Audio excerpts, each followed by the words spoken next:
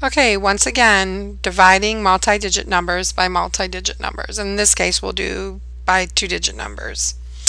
So we have 4,206 divided by 32. Now, I'm going to round 32 to the nearest 10, which is 30. And I'm going to put that over here in my thinking bubble, thinking about 32 being 30. So I'm going to ask myself, how many 30s go into 4? Well, none do. So how many 30s would go into 42? Well, 1 does. So now I'm ready to multiply. 1 times 2 is 2, and 1 times 3 is 3. I'm going to subtract, and I get 10. I'm going to bring down the 0. Now I'm going back to thinking about 30. 32 is 30. And how many 30s go into 100? So 3 30s might go into 100, so let's try 3. 3 times 2 is 6, and 3 times 3 is 9. Subtract those. This becomes a 10, and this becomes a 9. So 10 minus 6 is 4. Bring down the 6. How many times does 30 go into 46? Oh, about once. So 1 times 2 is 2, and 1 times 3 is 3. Subtract, and our remainder is 14. So the answer is 131, remainder 14. Let's try another one. For this instance, I'm going to round 17 to 20 and use 20 as the number I'm thinking about to help me divide. How many 20s go into 6? Well, none do. So how many 20s would go into 62? 3 20s.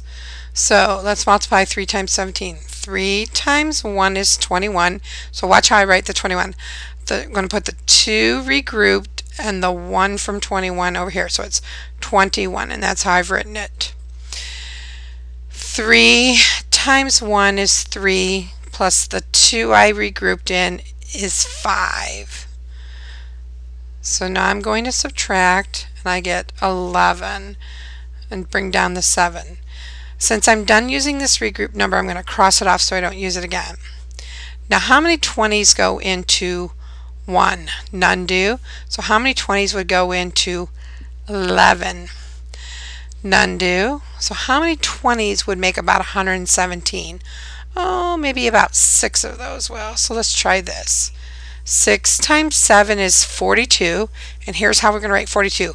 42. 4 is regrouped, and the 2 goes down in the 1's place. Now 6 times 1 is 6, plus the 4 we regrouped in is 10. And now we subtract, and we get 15.